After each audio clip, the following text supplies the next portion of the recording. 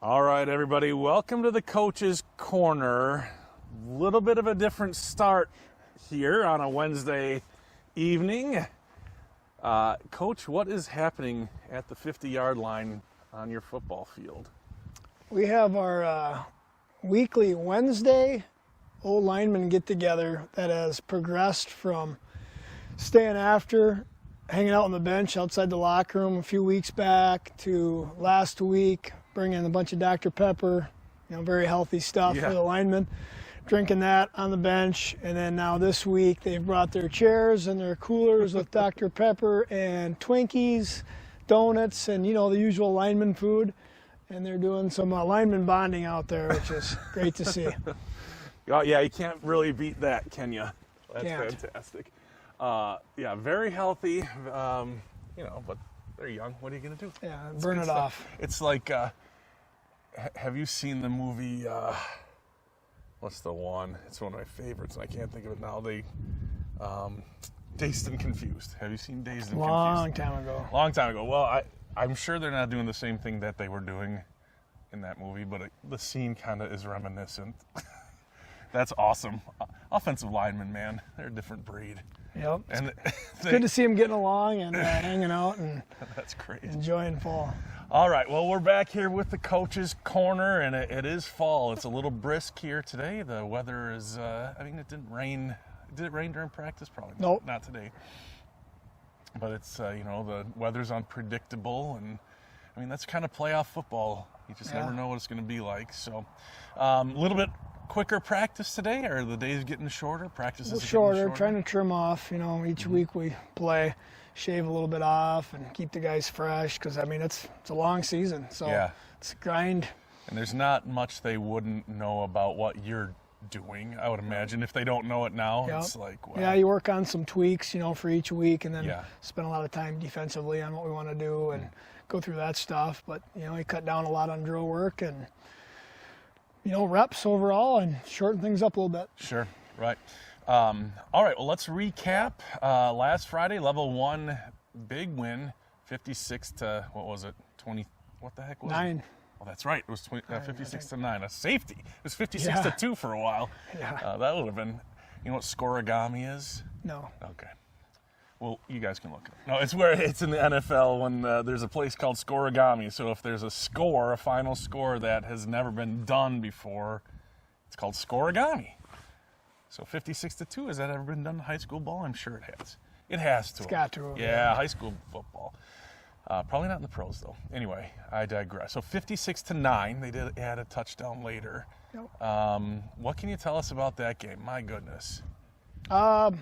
Quick start again. Those, a 1 versus 8 seed, if you can do that, I'm sure they doubt themselves a little bit coming in. If you get down quickly 14-0 and then 21-0, that really gets the momentum going. So that's what the guys did, and we had some big scores and quick scores, and that kind of catapulted us to the score that it was. Right. It was against Cumberland, the number 8 seed, came in with a 4-5 overall record, and like you said, they had to have, wondered, but you guys did take care of business. Right. I know you were worried about it. You were talking about how good athletes they were and that kind of thing, but you can't measure the kind of the breaking the spirit a little bit type of a situation. 56 points. Let's break it down. It was 56-0 at halftime. Was it not? Or did we score? No, whatever. It doesn't matter. I think so. 5 offensive touchdowns, 3 not offensive touchdowns, all from Dane Lozier. Talk us through. There's a lot to unpack there. Let's go through the offense first. We'll save Dane for a little bit later. So I think it was 5 different guys scoring touchdowns on offense, 4 or 5. And it's 1st and goal from the 5. It's a read option. There's Brock Matheny and Trenton Johnson in the backfield now, and he will keep the ball, looking for some space. He found it. He's up the middle, and he is gone. 10-5 Trenton. Brock Matheny wants to pass. He's going to go up top to Zach Rombach in the end zone. And caught! Touchdown! See Alex McCormick knocking the gunk off the bottom of his cleats as Gavin Rosso scores. Quarter, Grantsburg up 42-0. And this will be Ian Berkman up the middle, spinning free. Ian, he will score! Touchdown! Ian Berkman! And those guys were, I think it was 14, 16 offensive plays in the first half. I mean, that was domination. Yeah, it was, like you said, a good start, turnovers, good field position, and then hitting some big plays. And the next thing you know, it just kind of rolled from there. It wasn't really what we had expected. Yeah. But always fun when you can get off to those kind of starts and finish like that. It was amazing to see. There was just nothing you guys couldn't do on Friday night. Dane, we'll get to that. He actually took the first punt back. It would have been a Grantsburg record, or at least from 2014 or something on. That was pretty. It was like 77 yards or something like that. Got called back on a block in the back. And looking back at it, probably was a block in the back. But then he still brought two more back to the house and an interception return. What did he have for pregame meal that nobody else ate? He had Lucky Charms and some Twizzlers. No, he had Twinkies and maybe he snuck some of the old linemen's treats. We've talked about him. I mean, kind of off and on throughout the year about how he's a really good player. He just hasn't had a lot of touches with being behind some really good players. And so when he has had the chances over the last few weeks, he scored some touchdowns off limited carries or catches, whatever it might be. And then on with the unfortunate injury of Jaden Brown, that got him even more reps. Then when Trenton's at quarterback, now Dane's in that slot position. And he made the most. He's back at punt returner and obviously did a terrific job with that. And he's done a good job in the secondary as well this year. Yeah, leads the team in interceptions. And he kind of reminds me a similar role as like Bryce Roofs back during the Chanel era, where Bryce was a heck of a player, heck of a running back, especially on his own. But he was just, how are you going to get him more carries when you've got Leo Chanel in front of him? And, that's a similar situation as what you've got here. So good on Dane. The nice thing about Dane is he's got his senior year coming up to kind of get into that role and have it be him and Ian probably, I would imagine. So, like you said, some really good players just stuck behind some fantastic players. Doesn't quite count as a foreign country, but as close as we've gotten so far. That one's thrown too high. Intercepted. Oh, it's Dane Lozier. Or is it? Yeah, it is Dane Lozier. Wow, Dane Lozier. INT, pick 6 for Dane. With 3 minutes left to go in the first quarter. A little knuckleball. That'll bounce again, and Dane Lozier, he's going to pick that up. And he's weaving his way through, staying on his feet, squirting free. Oh, look at this guy go! Dane Lozier! He will not be denied. Zach Roebuck with a pancake down the field, and there is the touchdown for Dane Lozier. Punts it away, and it's angling away from Dane. Skips, he slips, and he's going to take it.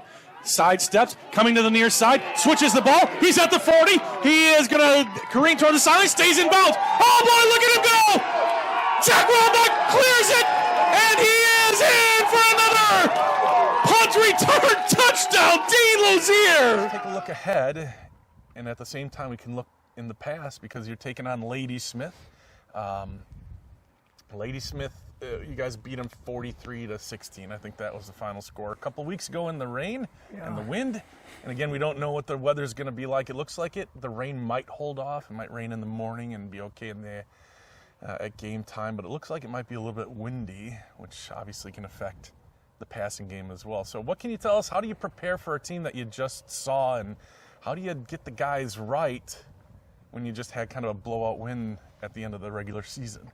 Yeah, it's first of all, the weather is just nuts. Yeah. It seems like every day it's rained, at least for a part of the day. Yeah. And it's been, we talk about every day, it's been super windy at practice. Like 3 out of 4 practices, seems like it's super windy every week. So the weather's been crazy, but again, it affects both teams. Getting ready for these guys, it's hard because, you just played them and it ended up being 43-16, but we remind the guys it was basically 7-0 going into halftime, we got that long score, get it 14-0, and we had the ball coming out second half, and we scored, so that opened it up. But they're a tough team, and we point out as well, they lost to Hurley by 20-some the first time, then they came back the very next week and spanked them by 20-some.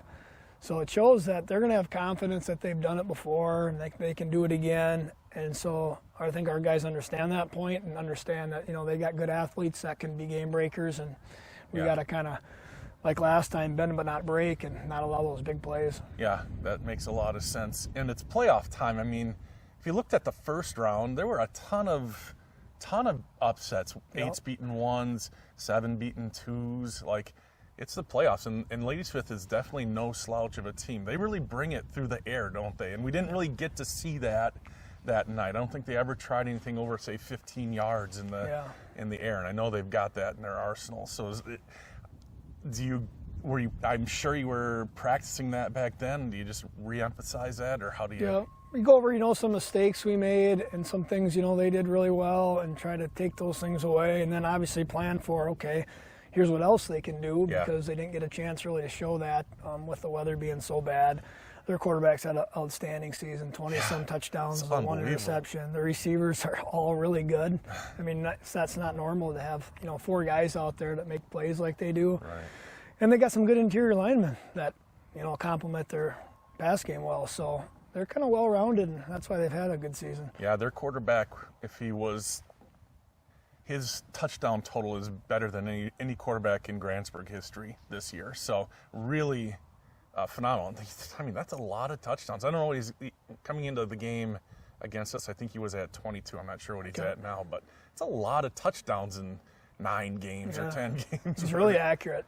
You could see that. His interception, he doesn't make many mistakes. No, and those guys can get open. Yeah. I mean, so it's going to be a heck of a test in level 2 next week. But you guys have some pretty good players yourself, and a heck of a coaching staff. So, anything else you want to go over before we shut her down? Nope, just got one more day to get ready, and I know the guys are excited about getting back out there. Weeks go by pretty quick, and I think they realize what's at stake. You got to come with it and bring it, otherwise you're all done. Yeah, absolutely. And it was a heck of a crowd on Friday night. I thought it was a really good crowd. Yep, a lot of hope fun. to see everybody back out here again, because it makes a difference. I mean, it really makes a difference. Good atmosphere. Yeah. So that's going to wrap it up for Coach's Corner. If you can't be with us here in the crowd, you can watch it on We Are Grantsburg, but we'd love to have you up here and create a great home field atmosphere here at R.W. Olson Stadium. So for Coach Hale, my name is Bob Rombach. We will see you next time.